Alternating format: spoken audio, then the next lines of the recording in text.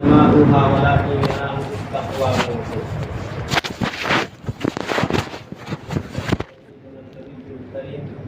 ونحن على ذلك من الشاهدين الشاكرين. সর্বপ্রথম আমরা প্রশংসা আদায় করি সেই মহান রব্বুল আলামিনের, যে মহান রব্বুল আলামিন আমাদেরকে এই ঈদুল আজহার দিনে ফজরের নামাজে উপস্থিত হওয়ার তৌফিক দিয়েছেন। সম্মানীয় উপস্থিতি, আপনি আপনার ঘরের মেহমান সেই ব্যক্তিকেই বানাবেন যে ব্যক্তিকে আপনি পছন্দ করেন। তো আল্লাহ পাকের ঘর হলো মসজিদ। এই ঘরে আল্লাহ পাক তাদেরকেই ডাকেন, তাদেরকেই মেহমান বানান যাদেরকে আল্লাহ পাক পছন্দ করেন।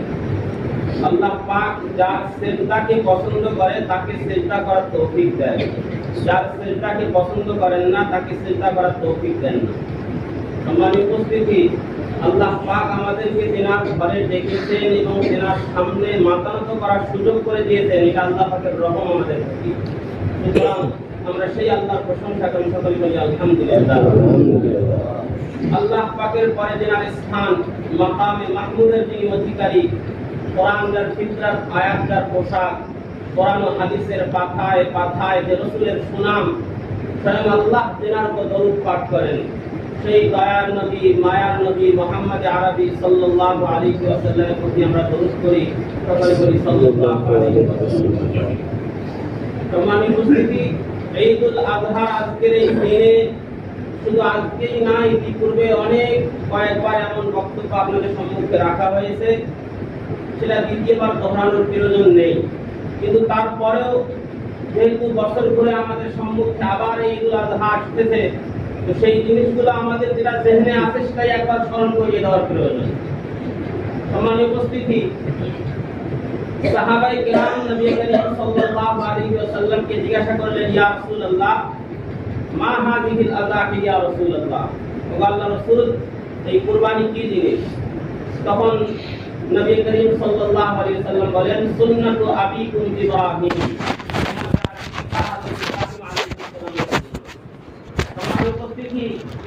আজ থেকে প্রায় 4200 বছর পূর্বে আরবের উষার বুকে একজন 86 বছরের বৃদ্ধ ব্যক্তি, যেনাকে আল্লাহ পাক 86 বছর বয়সে একটা পুত্র সন্তান দান করেন। অনেক তপস্যা এবং অনেক প্রত্যাশার পরে এই সন্তান তিনি পান। কিন্তু আল্লাহ পাক যখন ওনার বয়স 94 বছর বয়স, 86 বছরে বাচ্চা পান, 94 বছর যখন হয়ে যায়, তখন আল্লাহ পাক স্বপ্ন যুগে তেনাকে নির্দেশ দেন, ও ইব্রাহিম, তুমি তোমার সবথেকে প্রিয় জিনিসটা আমার রাস্তায় উৎসর্গ করে দাও। হযরত ইব্রাহিম আলাইহিস সালাম 7 জিলহিজ্জার রাত্রে বেলায় স্বপ্ন দেখেন। 7 জিলহিজ্জার দিন শেষ রাত্রে এই স্বপ্ন দেখেন। তিনি স্বপ্ন দেখার পর ভাবলেন যে হয়তো আল্লাহ পাক আমার কাছ থেকে অন্য কোনো জিনিস চাচ্ছেন। তিনি তার বদলে উট কুরবানি করেন। ফির আবার যখন 8 জিলহিজ্জা শেষ হয়ে যায়, রাত্রে বেলা আবার ওই একই স্বপ্ন যে ইব্রাহিম, তুমি তোমার সবথেকে প্রিয় বস্তুটা আমার রাস্তায় উৎসর্গ করো। তখন ইব্রাহিম আলাইহিস সালাম বুঝতে পারলেন যে এই পৃথিবীর জমিনে আমার অনেক আশা এবং প্রত্যাশার পরে যে আমার কলিজার টুকরা হযরত ইসমাঈলকে আমি পেয়েছি, আল্লাহ পাকের তরফ থেকে সেই ইসমাঈলকে কুরবানি করার নির্দেশ দেওয়া হলো। প্রিয় বন্ধুগণ, এই ঘটনা অনেক দীর্ঘ ঘটনা, সেই ঘটনা আমরা জানি। হযরত ইব্রাহিম আলাইহিস সালাম নিজের কলিজার টুকরা, নিজের মহব্বতের জিনিস, অনেক আশা প্রত্যাশার পরে যে সম্পদ তিনি পেয়েছেন, সেটা আল্লাহর রাস্তায় উৎসর্গ করার জন্য প্রস্তুত হয়ে যান। প্রিয় বন্ধুগণ, তো সেই সুন্নাত হযরত ইব্রাহিম আলাইহিস সালামের সুন্নাত, তিনি তো নিজের যে প্রিয় জিনিসটা সেটা আল্লাহ পাকের রাস্তায় উৎসর্গ করার জন্য প্রস্তুত হয়ে যান। কিন্তু আল্লাহ পাকের আদৌ এই ইচ্ছা ছিল না যে তিনি তিনার কলিজার টুকরাকে জবাই করবেন এই রাস্তায়। কিন্তু আল্লাহ পাক তেনাকে পরীক্ষা করছিলেন যে ইব্রাহিম, আমার ইচ্ছা, আমার আশা, আমার মন যেটা চায় সেই জিনিসটা পূরণ করে কি নিজের মন মানে। কিন্তু আল্লাহ পাক সেই তেনার যে ইমতিহান নিয়েছেন, সেই ইমতিহানের মধ্যে তিনি পাস করেন এবং হযরত ইসমাঈল আলাইহিস সালামের জায়গায় জান্নাত থেকে আসা দুম্বা সে কুরবানি হয়ে যায়। আমার উপস্থিতি, তো সেই ইব্রাহিম আলাইহিস সালামের আমরা সুন্নাতকে জিন্দা করার জন্য আজকের ঈদুল আজহার দিনে আমরা কুরবানি করি। প্রিয় বন্ধুগণ, মহানবী সাল্লাল্লাহু আলাইহি ওয়াসাল্লাম বলেছেন, মান ওয়াজাদা সাআতান লিআন ইউযাহিয়া ফালাম ইউযাহি ফালা ইয়াকরুবান্না মুসাল্লা। যে ব্যক্তি কোরবানি করার মতো ক্ষমতা রাখে কিন্তু কোরবানি করলো না, সেজন্য আমার ঈদগাহ দিতেও না আসে। ঈদগাহ আসা অনেক দূরের কথা, ঈদগাহের পাশে যেন না আসে। কত বড় ওয়াইদের কথা, কতবার ভয়ঙ্করের কথা। প্রিয় বন্ধুগণ, এই কোরবানি করলে আমরা কি পাবো? হযরতে ফাতিমা রাদিয়াল্লাহু তাআলা আনহাকে মহানবী সাল্লাল্লাহু আলাইহি ওয়াসাল্লাম বলেন, ফাতিমা, যখন তোমার পশু কোরবানি হয় তখন তুমি তোমার কোরবানির পশুর পাশে গিয়ে দাঁড়াও, কারণ কোরবানির পশুর রক্ত মাটিতে পড়ার পূর্বে আল্লাহ পাক তোমার জীবনের সমস্ত গুনাহ মাফ করে দিবেন। সম্মানিত উপস্থিতি, তার মানে হলো আমরা যদি একমাত্র আল্লাহকে সন্তুষ্ট করার জন্য, আল্লাহ এবং আল্লাহ রাসূলকে রাজি করার জন্য যদি আমরা কোরবানি করি, তাহলে এই সওয়াবের অধিকারী ইনশাআল্লাহ আমরাও হব। মহানবী সাল্লাল্লাহু আলাইহি ওয়াসাল্লামকে সাহাবায়ে কেরাম বলেন, ইয়া রাসূলুল্লাহ, মা লানা ফিহা ইয়া রাসূলুল্লাহ, ও আল্লাহর রাসূল, এই কোরবানির পশুর মধ্যে কোরবানি যদি আমরা তাকে করি তাহলে কি বদলা পাবো আমরা? তখন নবী সাল্লাল্লাহু আলাইহি ওয়াসাল্লাম বলেছেন যে সেই পশুর শরীরে যত রোম আছে প্রত্যেকটা রোমের বদলে আল্লাহ পাক আমাদের নামায়ে আমলের মধ্যে নেকি দান করেন।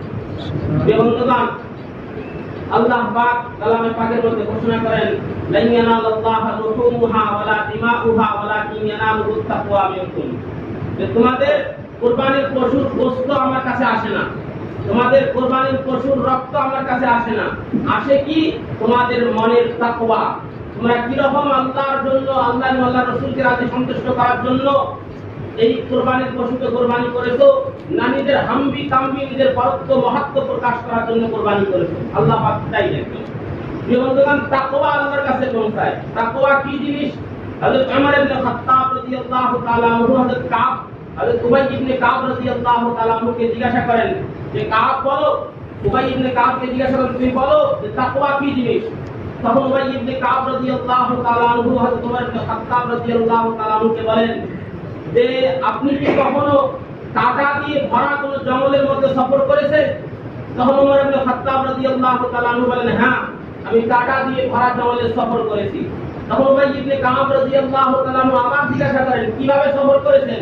তখন ওমর ইবনে খাত্তাব রাদিয়াল্লাহু তাআলা আনহু বলেন যে, আমি এমন ভাবে সেই কাঁটা দিয়ে ভরা জঙ্গলের মধ্যে সফর করেছি যাতে আমার ডাইন দিকে, বাম দিকে, সামন দিকে, পিছনে যত কাঁটা জাতীয় গাছ আছে সেই গাছের কাঁটা যেন আমাকে স্পর্শ করে না, এইভাবে আমি সফর করেছি। তখন উবাই ইবনে কাব রাদিয়াল্লাহু তাআলা আনহু বলেন যে, এই পৃথিবী হলো কাঁটা দিয়ে ভরা একটা বাগান, সেই বাগানে এমন ভাবে চলা যেভাবে চললে আল্লাহ এবং আল্লাহর রাসূল সন্তুষ্ট হয়, এইভাবে চলাটাকেই বলে তাকওয়া। এক কথায় যদি বলা যায়, গুনাহ মুক্ত জীবন যাপন করার নাম হলো তাকওয়া। গুনাহ মুক্ত, এমন কোন কাজ করা যাবে না যে কাজে আল্লাহ এবং আল্লাহর রাসূল সন্তুষ্ট হন, এমন কোন কাজ করা যাবে না যে কাজ শরীয়ত বিরোধী হয়, এমন কোন কাজ করা যাবে না যে কাজ শরীয়ত সম্মতহীন হয়। এই সকল কাজ করা শরীয়তে কোনো রকমের অনুমতি নেই। আমরা আল্লাহ পাকের বান্দা, আমাদের এই চোখ একদিন বন্ধ হয়ে যাবে। মনে রাখবেন, আপনি বাজারে যাচ্ছেন, বাজার আপনার মৃত্যুর পরে বাজার নিজের জায়গায় প্রত্যেকদিন যে টাইমে খুলতো সে টাইমেই খুলবে। আপনি গাড়িতে করে সফর করতেন, বাসে করে কোচবিহার যেতেন, তো আপনার ইন্তেকালের পরে সেই বাস তার রাস্তা বদলায় না, নিজের রাস্তায় চলতে থাকে। আপনার ইন্তেকালের পরে আপনার ফ্যামিলির লোক যারা হাসি খুশিতে জীবন যাপন করতো, দু একদিন হয়তো মর্মাহত থাকবেন, তারপরে আবার সেই একই পরিস্থিতিতে ফিরে আসবেন। কিন্তু বন্ধুগণ, একদিকে পড়ে থাকবে আমার আপনার লাশ, নীরব, নিস্তব্ধ, অসহায় এবং অবহেলিত হয়ে শুয়ে থাকবো আমরা। কোনো আওয়াজ নেই, শুধু চতুর্দিকে চলো চলো ছলো ছলো কান্না মিশ্রিত আওয়াজে কিছু আওয়াজ শোনা যাবে, তাও আবার সেটা সাময়িক ভাবে। কিন্তু বন্ধুগণ, আমাদের সেই রাস্তায় যে সফর করতে আমরা যাচ্ছি, যে অন্ধকার কবরে কোনো ঘুষ চলে না, কোনো রিশওয়াত চলে না, কোনো সুদ চলে না, কাফন যে আছে সে কাফনের কোনো পকেট নেই, কবরে ফেরেশতা কোনো ঘুষ নেয় না, কবরে কোনো আলমারি নেই, সেখানে যদি চলে একমাত্র আমার আপনার আমল চলবে।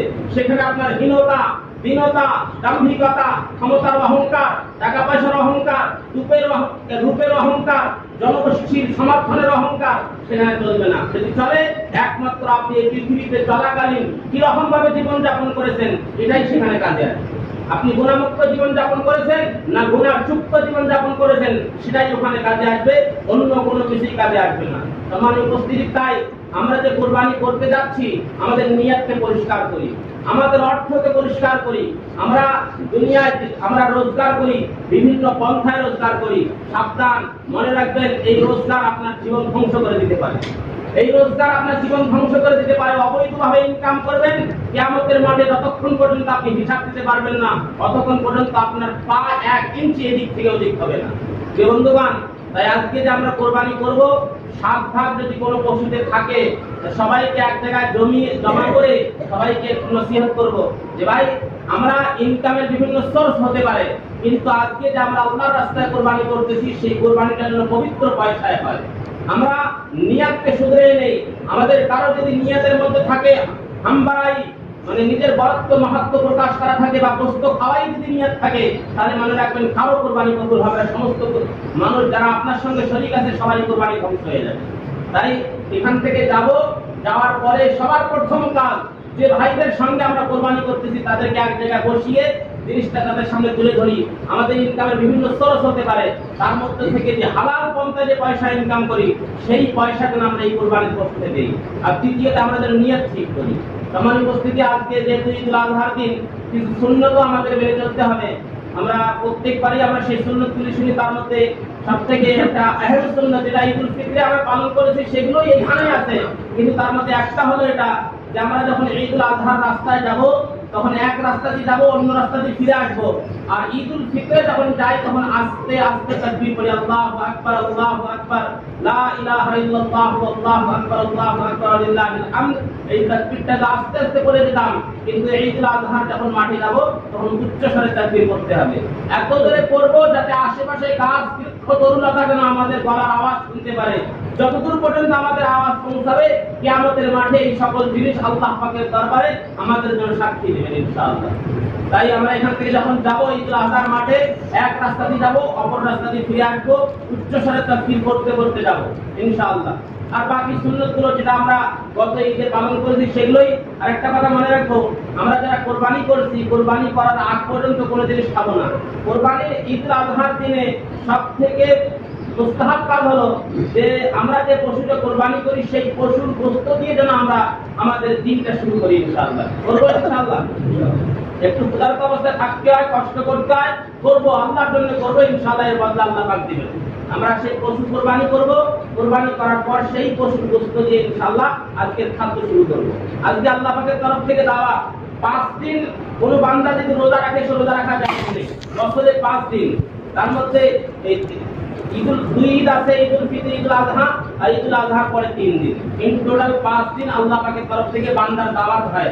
এই দিনে বান্দা যদি রোজা রাখতে চায়, রোজা রাখা জায়েজ নেই। আল্লাহর দাওয়াত, আজকে আল্লাহ পাক আমাদের দাওয়াত দিয়েছেন, সুতরাং সেই খাদ্য আল্লাহ পাক যে দাওয়াতে আমাদের বন্দোবস্ত করেছেন, সেই জিনিস দিয়ে আমরা খাওয়া শুরু করব ইনশাআল্লাহ। ঠিক আছে না ইনশাআল্লাহ?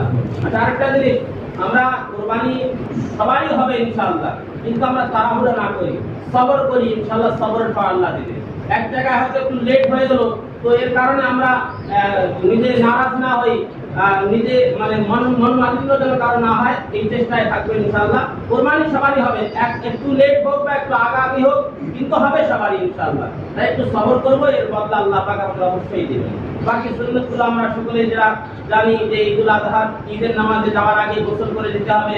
সুন্দর পোশাক, নতুন পোশাক পরা জরুরি না। আপনার পোশাকের মধ্যে যে পোশাকটা সব থেকে আপনার কাছে প্রিয় এবং পছন্দনীয়, সেই পোশাকটা পরে আমরা ঈদের মাঠে যাব।